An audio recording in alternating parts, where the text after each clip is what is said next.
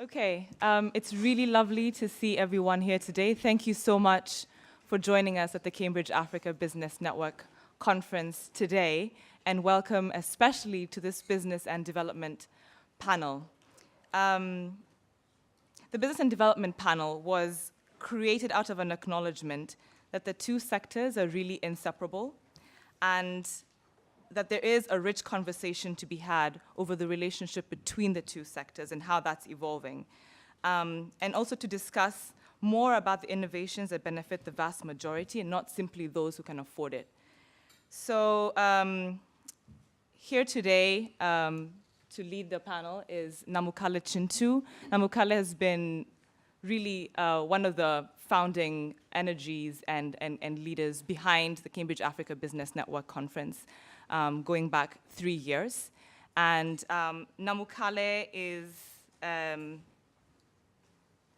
holds a PhD in international business from Cambridge and is currently co-heading Syntax Capital Strategy to provide mezzanine instruments to mid-sized African corporate entities.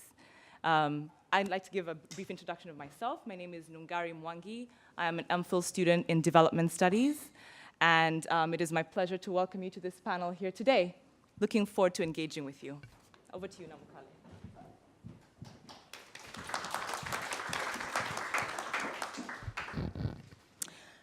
Thank you, Nungari, for your very kind introduction. And it's always nice to come back to Cambridge and to see the Cambridge Africa Business Network go from strength to strength.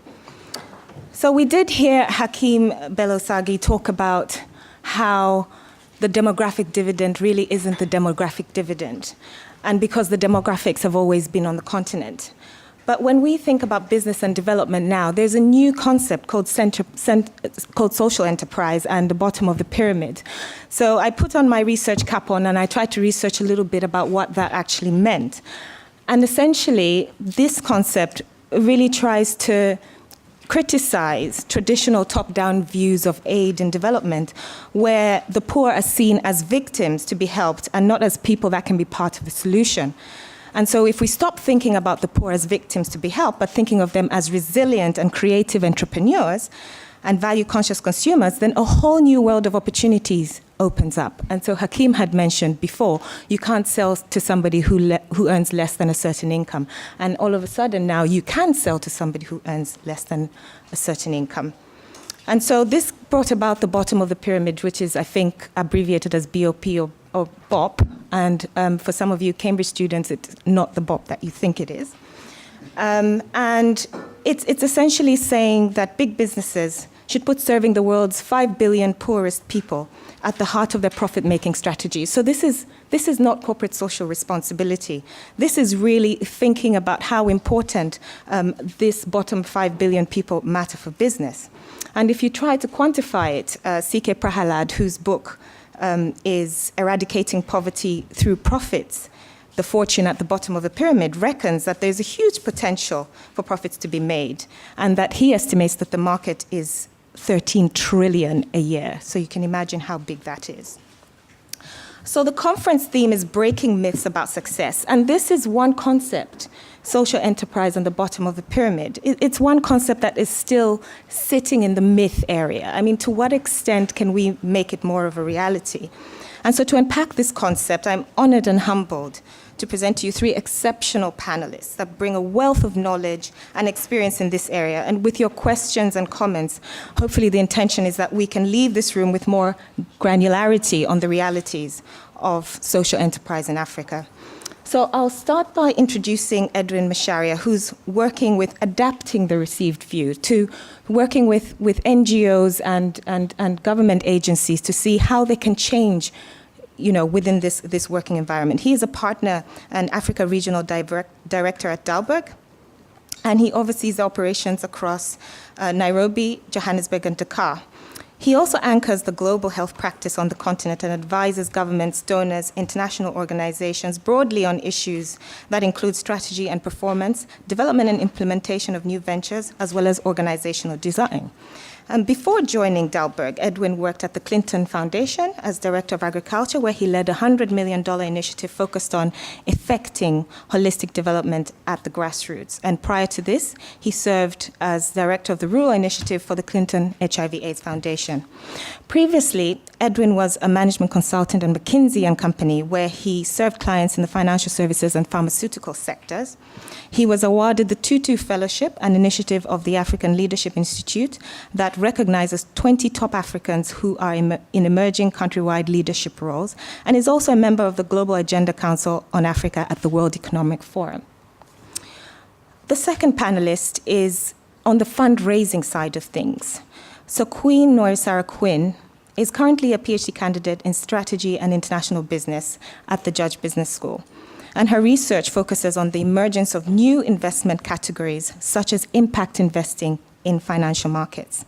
Before attending Cambridge, Queen worked as an investment officer in the African Development Bank's private sector department, where she managed the origination and structuring and due diligence of project proposals in manufacturing, agribusiness, and private equity.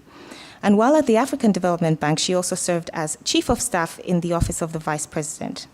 Prior to joining the African Development Bank, she was a management associate with Citigroup and Citigroup Corporate and Investment Bank, working with the Securities and Fund Services.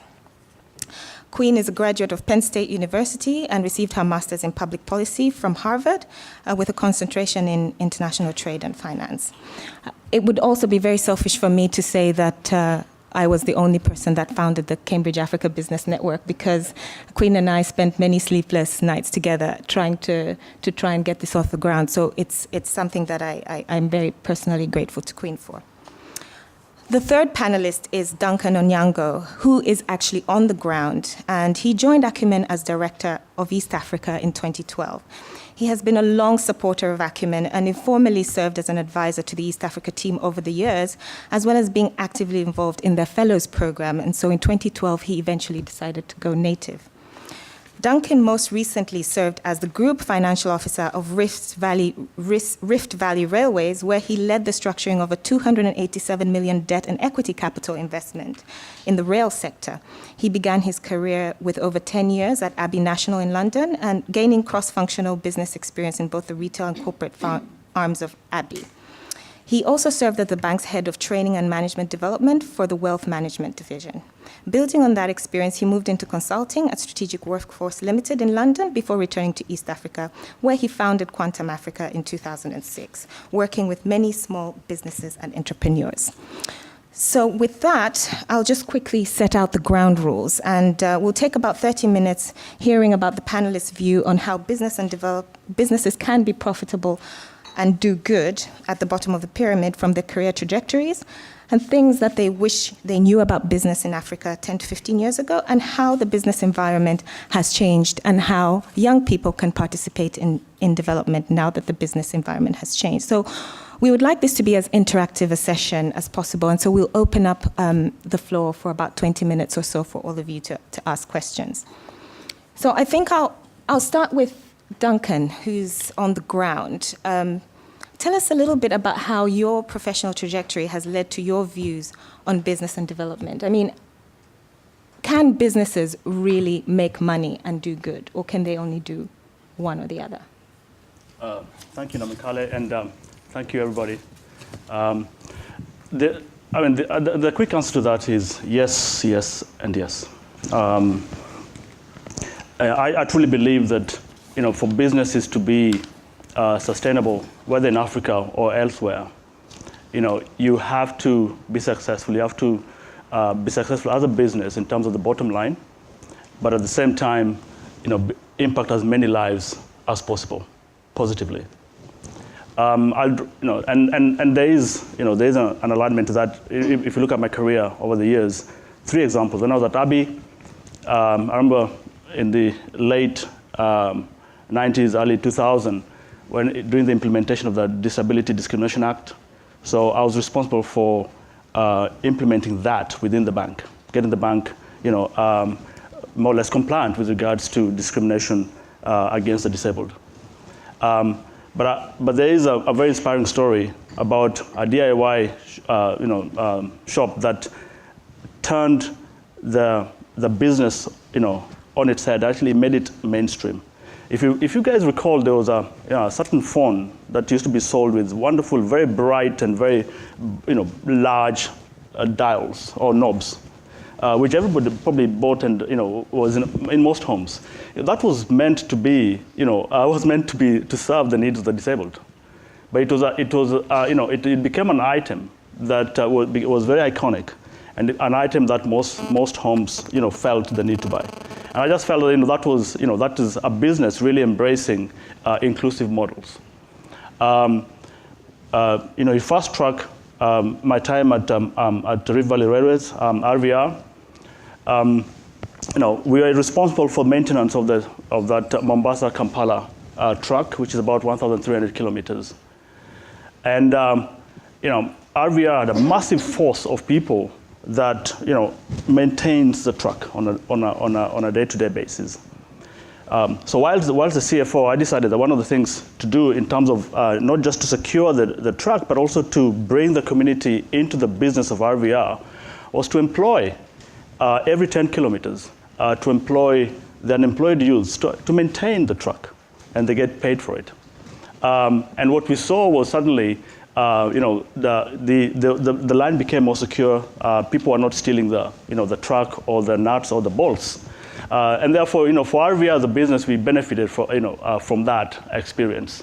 And for us, it's all about ensuring that those groups, those community groups, got paid on time for them to be able to keep on doing that. So they had an economic interest in the survival of RVR as a business, and I think that for me is an example of another inclusive model.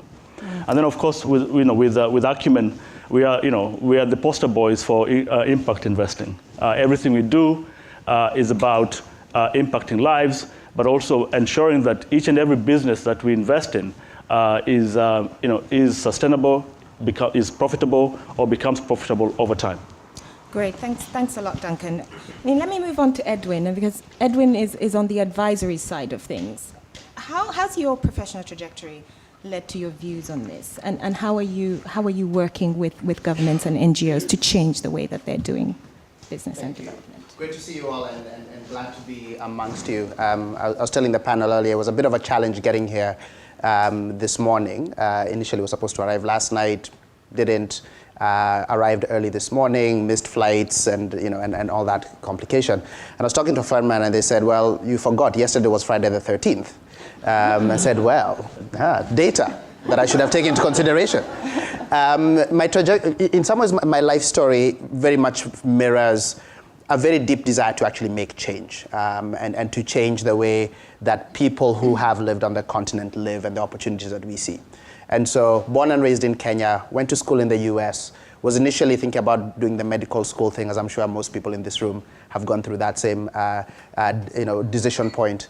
But after spending a little bit of time within the Kenyan health system, where my uncle used to be a district medical officer, it became very clear that the challenge wasn't about just having more doctors and more healthcare workers. It's actually the system. And if you don't fix the system, it almost doesn't matter how many doctors you have. If you can't get diagnostic capability in the hands of the doctors, if you can't get the drugs in the hands of the patients, almost everything else falls apart. So that led to my switch over to saying, where can I learn management and systems thinking best? And at the time, McKinsey was recruiting, and I was like, well, go take that job. And that was a fascinating place to learn about systems thinking and learn and engage with some of the business leaders primarily on the challenges that we're seeing within their businesses. But it didn't quite satisfy my need of saying, I want to operate on the continent, I want to do things on the continent. And so McKinsey did this ridiculous thing where they said, we will keep all our obligations to you. So you have your office, you get paid, everything stays exactly the same. You just have no obligation to them. I didn't have to show up to the office, didn't have to call anybody for 6 months. And it was a bunch of the people who were in my class, in my analyst class.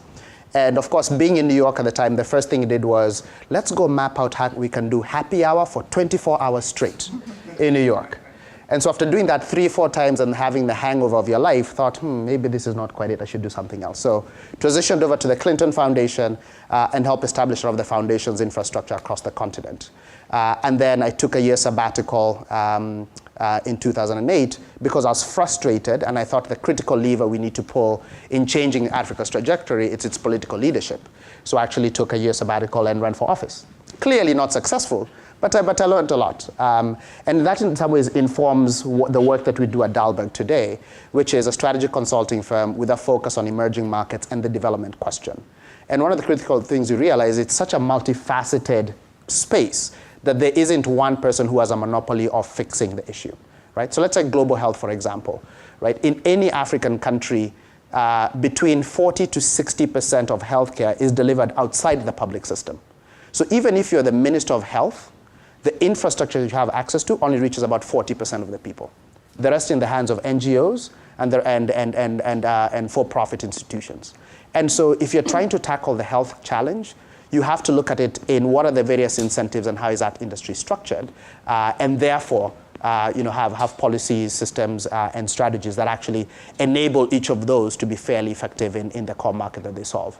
And there's no right or wrong answer. It's just every different one has a different capability, different interests that they take care of, and therefore you have to find the balance to them. But to your question on the opportunity at the base of the pyramid, about 3 years ago, we did some work looking at lighting, right? So if you look at lighting across Africa, majority of the people live off the grid. But if you have that conversation with any multinational and say, we think there's a real business opportunity there, they say, yeah, maybe sort of, kinda, we're not sure. We worked with the World Bank and the IFC and actually quantified what that opportunity is. So if you take all the people across the continent who are spending on a daily basis buying kerosene, candles, skins, all kinds of random things that they burn to give them lighting at night, it's a $10 billion opportunity every single year, right? So that's the scale of that opportunity of people who today don't have access to power, $10 billion every single year. And all of a sudden, that becomes an interesting business opportunity. So it's great for a business that sets itself up, and we've seen some that Acumen and others have invested in, that actually say, we will pursue this business opportunity. But on the other hand, you're actually making a real fundamental difference in the lives of the women, the children, and the families who have been using kerosene or candles and other things, which has significant negative health impacts, as well as, of course, significant negative education impacts. Because you can't read with a kerosene lantern if you ever tried. So I think there's a tremendous opportunity there, but I'll hand over back to you. Good. I mean, that's great. I'll lead off on that. And if you've got a 10 billion opportunity to power up Africa, I mean, how do you actually finance something like that? How do you go to the bank and say, this is this opportunity? And perhaps Queen could shed a bit more light on that, on your research and on some of the case studies and innovative ways in which such opportunities could be financed. I think it's quite interesting at the moment in terms of this growth of impact investing. And I guess for those in the audience who might not be familiar with that term, essentially impact investing is an investment strategy that ultimately tries to achieve a positive social or environmental impact alongside a financial return. So many of those who consider themselves the pioneers in this space, they really, try to kind of create some definition around this. And really it's about having an intent to create impact, but then also being able to measure that impact. So there is quite a debate because, especially in Africa, people could say, well, anything is impact. Anything I'm doing is having an impact. And so to narrow that a little bit, there has to be this desire and this purposeful intent to generate a positive social impact, but also to have that financial return. And so what's interesting is that you're having sort of a confluence of different players in this space. So, whereas we looked at the continent 20 years ago, most of the people operating in the space were development finance institutions, and that's kind of evolved. And so the aid architecture, there's lots of criticism around aid. And so broadly what we're seeing is that there's a role for the private sector in trying to have a positive impact on the ground. And so what we're seeing is, one perfect example of impact investing is what's happening with, we have the Global Health Investment Fund. So here we have an investment vehicle essentially structured to invest into private companies that are trying to generate some impact in terms of health.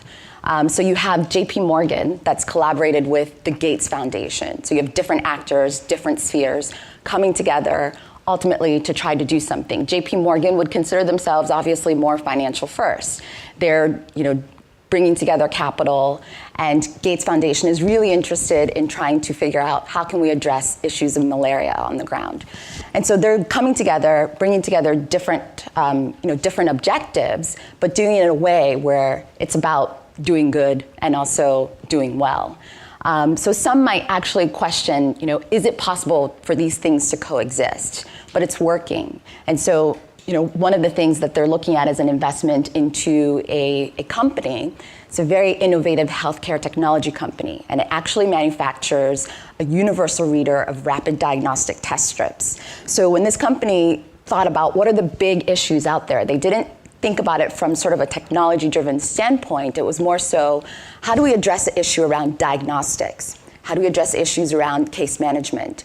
And when you look at the continent, many public and private healthcare company organizations, administrations are having difficulty in terms of managing at the point of care and really being able to gather data. So, you are able to harness private capital to be able to address these very intractable social issues. And it goes back to what Edwin was saying. It's not just sort of one sphere of influence. You have to really think about the different players that can come together to address these big intractable problems.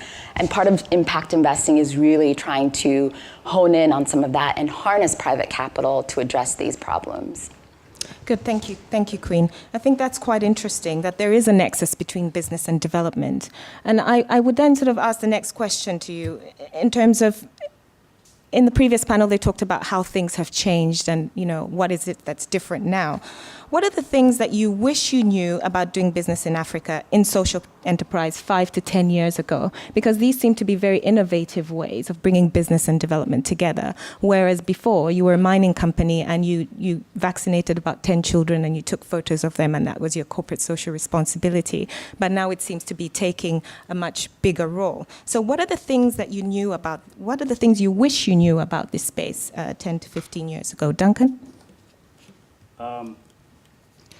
Can I very quickly touch a little bit on something that okay, I'll give you 30 seconds. In terms of financing, I think the thing is that if you look at the vanilla version of impact, literally you go and raise funds from philanthropic sources, and then you invest those in businesses, and then you just recycle the funds.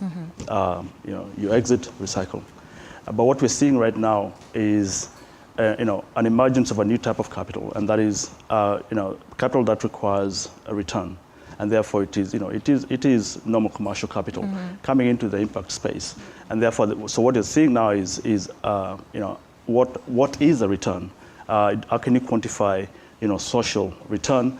Because of course it's easy to quantify financial return, and then what are the hurdle rates in terms of what to get feedback to the fund, so that you don't get that recycling. So it's an interesting time, including the fact that we're now also seeing very many impact bonds being floated for a variety of reasons. But all that gets fed into the companies. But for me, in answer to your question. The one key thing is, I wish I'd known, is how hard it is to be in this space. I think it's one of the most difficult things to ever do. Imagine trying to set up a business, and trying to make money, but you're selling, your product or your service is to somebody who cannot afford your service. I mean, I think that's probably the most difficult thing, and as a result of that, even being able to attract the right type of capital at the right time for your business is difficult. So we're seeing a lot of entrepreneurs literally trying to figure this out, and there's no easy answer.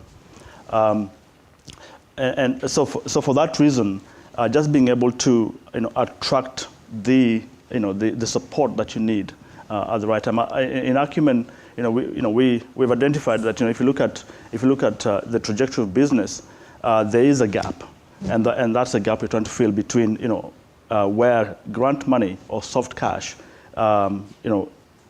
ends, and that the bridge where there's the company or the business cannot attract commercial capital. We call that the pioneer gap. If you read the Blueprint to Scale report, but at that point the businesses are very difficult. The businesses do not, for example, don't have, the model is unknown. The operations, the systems are not in place. And therefore, even as an investor, to price it is difficult. So there's a set of iterations, and then you find that as soon as you invest in that, then you've got all these execution risks that you face in that investment, and it ends up costing you a lot of money just being able to work and with these businesses, build these businesses, create the value that you can realize at the end. Now, if I'd known that it requires all this and how costly it is, would I have sort of said, well, no, this is not for me? I guess my experience, the knowledge I've acquired over time, prepared me for that. I believe that we have to seriously look at these issues and be able to resolve them within this, within the confines of what we call impact investing. I've got a story of a company that we've recently invested in. This is a medical services provider, and it's in just on the outskirts of Nairobi. And if you look at normal hospitals, what they provide is a consulting services, pharmacy, and plus a diagnostic stroke lab. So you package that together and you present that to your clients. But this guy has been able to do it in such a way that is able to provide it at a price that those at the bottom of the pyramid can afford. And in our enthusiasm, we went out to the world and shouted how this investment is really going to help the poor. And we got a very an immediate feedback from those who service the clinic. And what came back was, hey, do not refer to us as poor. And that was a learning for us. This is a service that we need, and it is appropriate, it's affordable, and anybody within that vicinity can and will be able to to access that. So just being sensitive to some of some of these some of the narrative that's out there. Edwin, obviously, development consulting is something that is also relatively new industry. What are the things that you wish you knew 10 to 15 years ago? Would development agencies even think they had to listen to somebody else? So I'm firmly of the school of the stay hungry, stay foolish part of the world, right? That believes that there's still a lot that needs to be done, and by continuing to push the edge and asking those tough questions is how we'll get to those answers. And I think it's something that we strongly encourage all our teams. And so even beyond advising clients, which is what we do on a day-to-day basis, we're also building a business, right, that now has 4 offices across the continent. So we're in Johannesburg, Nairobi, Dakar, and we just opened our Lagos presence about a month ago. And in all that, I think what's been really useful is always keeping that question, what it is that we are trying to achieve, and start there first and then ask, how are we going to do it? Because I think sometimes we sometimes get too stuck in the what question, but forget actually the how is what matters the most. So in any country you go into, in any business you go into, everybody has a strategic plan, right? That says, government, we want to grow GDP by X, we have a vision 2030, vision 2050. So all that paperwork exists. The 2 areas that are that are most lacking is a critical understanding of the how and an ability to execute to achieve the how. And I think that's where folks who are in this room and even beyond need to focus their ability is not just doing short-term advice that says, hey, a client, here's an answer, but actually we'll work with you and we'll help you understand, we'll help you in the implementation of that answer. And so from a business model side, that's something that we grapple with as a consulting firm, that the classic definition of consulting is client tells you have problem X, you run an analysis and tell them the answer is A, right? And then you walk away. But that's actually not where we are at the continent. We need to find ways to work with, to walk and work with clients to help unlock that value. I think the second one is on that question of continuing to push the edge. So if I take the example of, particularly in development, right? The thing that drives development sometimes comes from places you don't expect, right? So Safaricom, which is famously known the world over for the M-Pesa innovation, in my view, has had greater development impact than all the donor money that has ever come into Kenya. Right? One single company has made more difference than the millions or billions of dollars that have come into the country. And so it's difficult to say that I have the monopoly of knowledge and I know how this path will go. And it's actually asking all the players in the party to keep pushing that edge and ask, what are we trying to do? And then what's the model that we need to have to get to that answer? Great. Thank you, Edwin. I think, what you're saying is, execution, implementation. Queen, I'll get back to you and the profit-driven strategy. I mean, firms may be deterred from the bottom of the pyramid because they're afraid of attracting criticism from a lot of activists. So say a large international bank like JP Morgan you mentioned were to start lending to the poor at interest rates, but obviously taking into account the costs of doing so.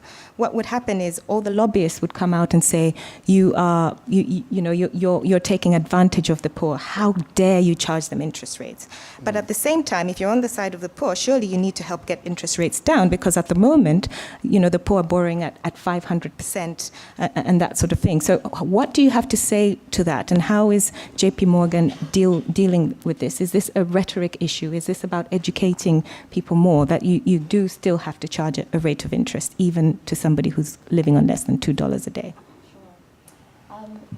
It is a challenge, and I think part of sort of the critiques around impact investing, because it's still in relatively nascent stages, is really around what is the level of impact that you are having. But I think in terms of some of the larger organizations attempting to mitigate and manage some of that reputational risk that comes from the critiques, it's really around the partnerships that they structure. So oftentimes, the example that I gave was JP Morgan and Gates, and perhaps Gates sort of leading the charge in terms of the interaction with people on the ground, so to speak, to try to manage that a little bit more because they have the stronger relationships.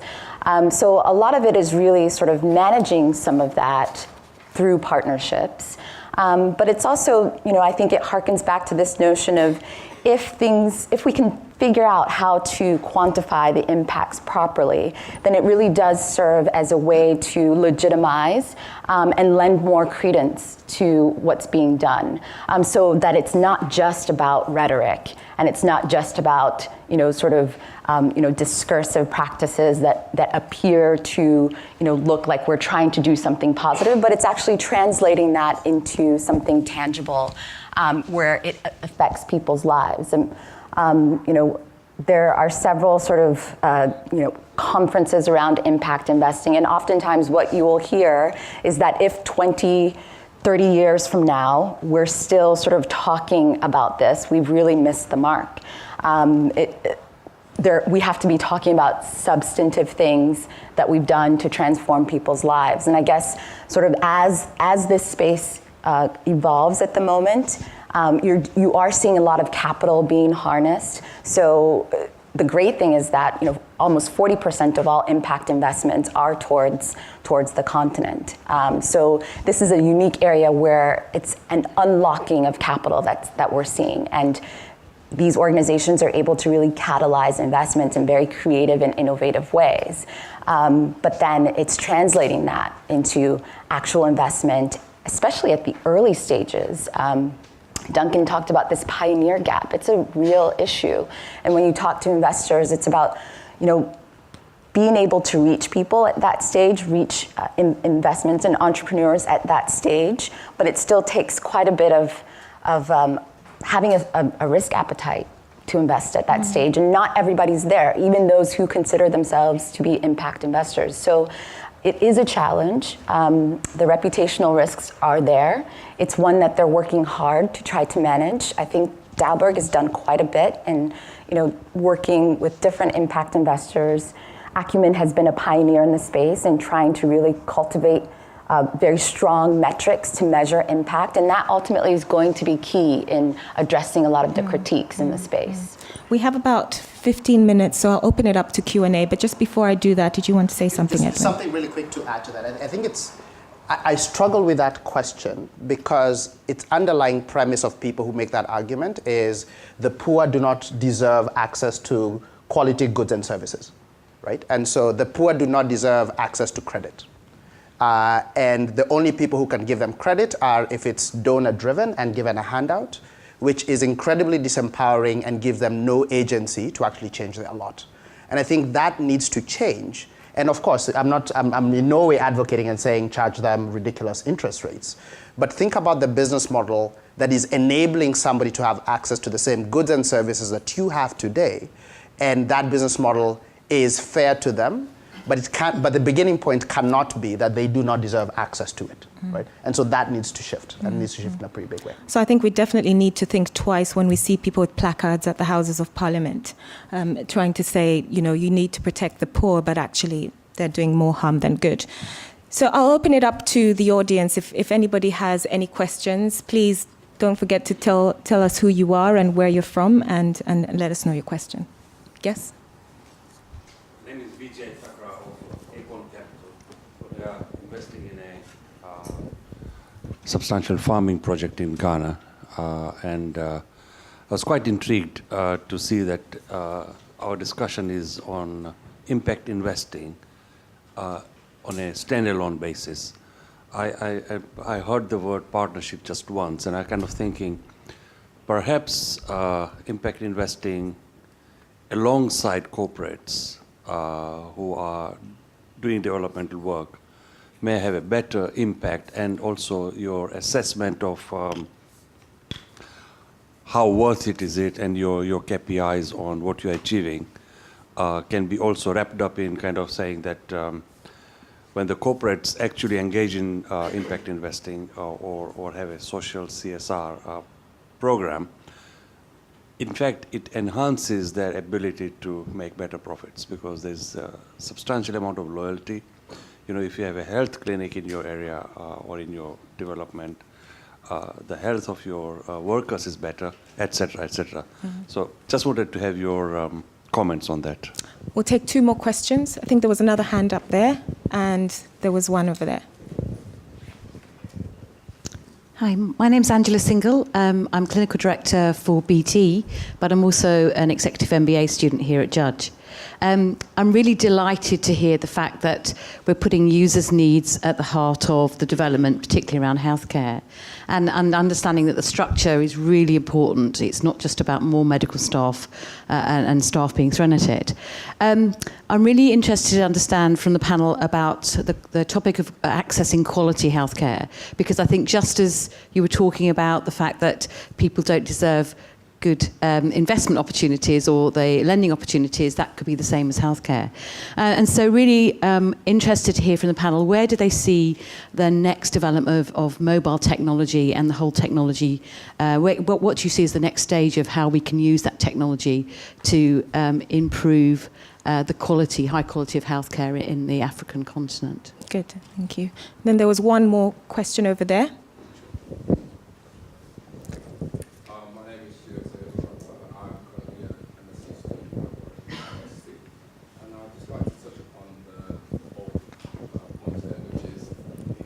Africa is growing at the moment, but in my opinion and experience, I find that a lot of that growth is attributed to larger organizations such as the Dangotes, the major oil companies, the diamond companies.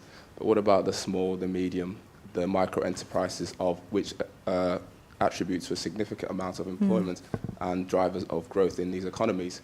Do you think enough is being done to foster the correct environment for these organizations to grow, in terms of banking policies to accessing finance, and in terms of government policies to create a more competitive environment for these companies to thrive? And in your experience, do you have any such examples in the last 10 years whereby this has succeeded? Great. Thank you. So we've got 3 interesting questions. The first one is, you talked about, the first one is about partnerships with corporates, and that's much better, but how can the impact be measured and the KPIs? And perhaps I'll throw that one on to the consultant to answer. Could I just make comments on the three and then Sure, in go case for I have it. comments? I'm a jack of all trades, so I pretend to have an opinion. You're completely right. I think the institutions, particularly corporates, need to think about their longer-term license to operate. And it's not just a piece of paper you get from government, it's social license to operate. This is particularly, most people in the mining business think about that, right, because they think of the asset over 20, 30, 40 years. But increasingly, even the corporates, from the SMEs all the way up, that is a critical part of the way they're thinking about their business. And so how do they enhance their own license to operate? And if you're thinking about returns, there's a blended capital model that extends from people who get minus 100% return, right? So there are people who are giving grants and the money never comes back all through to the corporate that has a particular IRR they're trying to reach. And actually where we have found greater success is finding ways to bring those different kinds of capital to act together. Because the people who are giving grants don't want their money back, but there are certain things they can pay for. Then the next level, the impact investor folks who are looking for a lower return and a greater social return, that juices up their returns. And then the commercial guys who are really trying to get, to the bottom line, but still have a license to operate that's valid within the community, then both their financial as well as their social returns enhance. And over time, then that actually opens up a larger pot of resources that's available. So fully agree with you. I think that has to be the way that people think about that. There's an article on having a single bottom line if you think far enough in the future, right, rather than on a quarterly basis. On the quality healthcare question, critical. Africa will not train its way out of its healthcare issues. We don't have enough capacity to train enough doctors, nurses, and so on and so forth. And so we have to think about decentralized healthcare and giving greater agency to people themselves to manage within their local communities. I was reading an article over the weekend, last weekend, on they were talking about the MOOCs play, right? So the massive online courses and somebody said something compelling and said, in the future, the world probably needs 3 calculus teachers, 1 in English, 1 in Mandarin, and 1 spare one in case something happens to the other guys. And I think increasingly healthcare, we have to think of that decentralization of capabilities, of which technology will play a significant role in making that happen. On the SME question, I don't think anybody can ever say you're doing enough because they're still, the SMEs are not strong enough, they're too few, they're not growing as fast, there are too many people who are unemployed, and that even playing field needs to be created. I think we suffer a bit of a bias, a publicity bias, because it's easy to go and interview Dangote or, as an individual and talk about the wealth he's been able to create for him and the companies, but actually forget that actually there's a fair amount of work and effort that's happening in getting the SMEs up and running. So one example is, in Kenya, the government took a position that said they actually want to encourage SMEs, and so they created youth and women funds, which have their issues, but they put a pot of money in there. And then they said, actually, government is the single largest buyer of goods and services in this country. We are going to reserve up to 30% of that for a special interest group, being youth and women. And so they're saying we're providing financing, we're providing opportunity. There's a lot more that needs to be done, but we're beginning to see that begin to change the needle in terms of women and youth being able to actually begin building SMEs and growing them into larger scale institutions. And hopefully that begins to extend to the natural resources point where you talk about local content and how you're thinking about as a base for growing SMEs. So not enough is being done, and probably not enough will ever be done, but there are at least some moves that we're seeing that are coming to play. Good. Queen? Yeah, I guess, in terms of the role of corporates in the impact investing space, I think we're seeing increasing growth. So JP Morgan was sort of one of the first bulge bracket investment banks to really get involved at the early stages. But what we've seen now is that the others are getting involved too. So Morgan Stanley, Goldman Sachs, they are all kind of structuring these social finance divisions within their banks. And it's not just sort of cordoned off, but they're working across the entire platform. But I think Edwin sort of really touched on it perfectly. But coming back to that, it is going to be sort of having these partnerships, because ultimately these organizations are structured to achieve a very specific thing, and they're going to be motivated and driven by those things. And really that's what they should be. That's what their shareholders expect of them.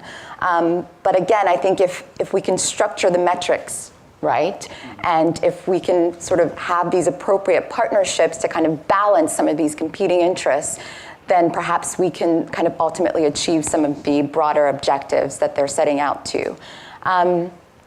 In terms of health, Angela, we were kind of talking about this earlier. I think, this is a very exciting space for impact investing. A lot of the investors are, whether agribusiness is probably the only one that probably competes in terms of health, given people's interest.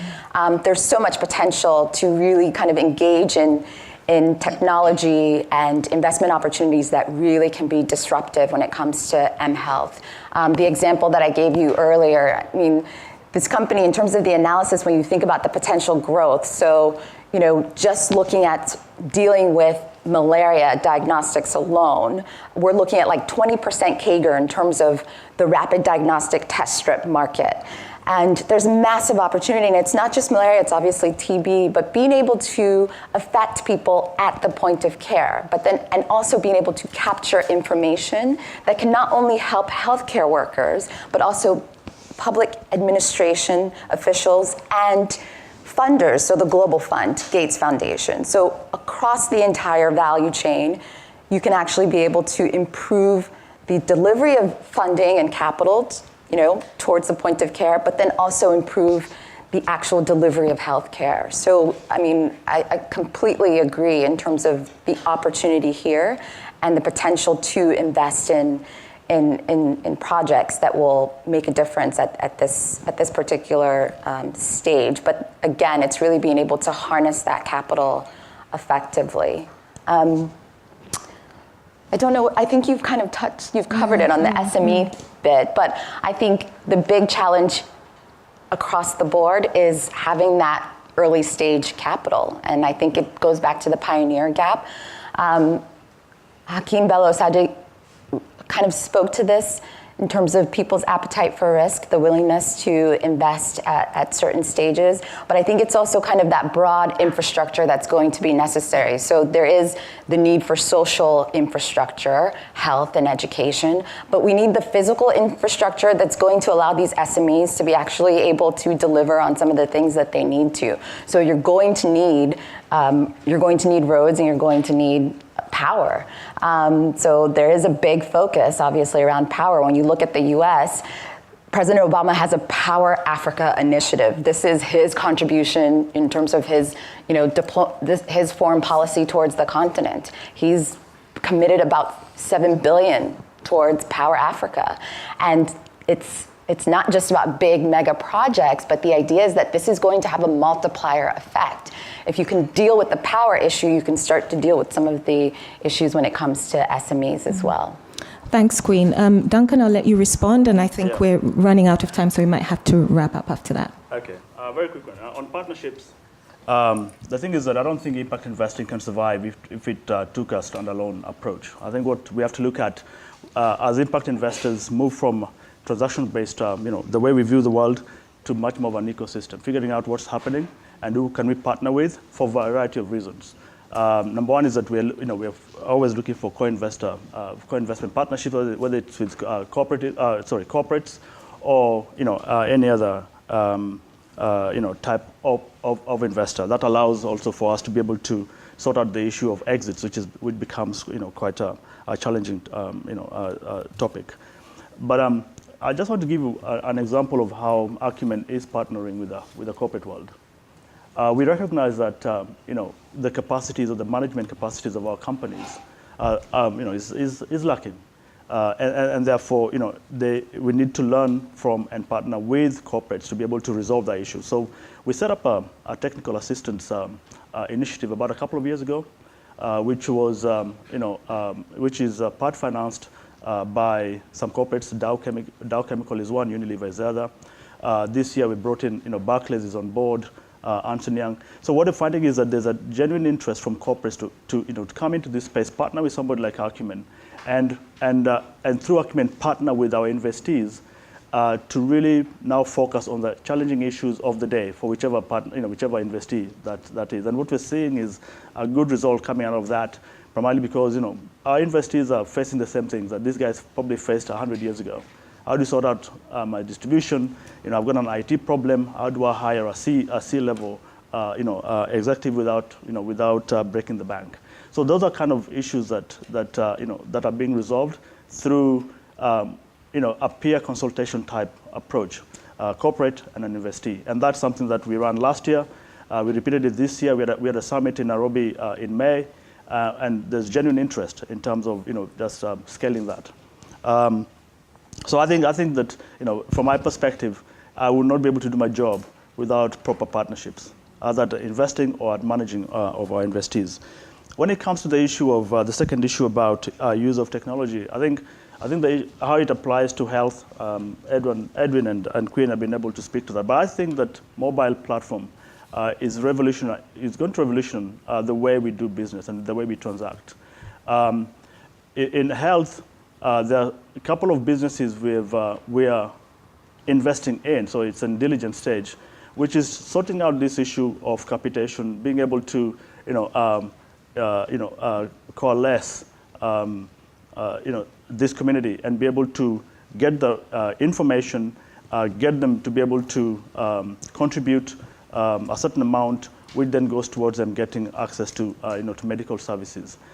So capitation, the way we know it before in terms of insurance companies, is becoming capitation in terms of a group of people being able to afford healthcare. But I've seen it work in another different, and I think it's going to be disruptive in the financial sector.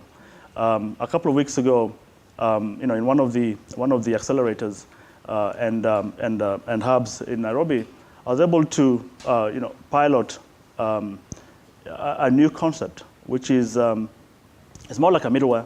And what these guys are doing right now is that if you look at traditional lending, banks just when they do the credit scoring, it's based on banking services or savings or or some sort of collateral-based lending.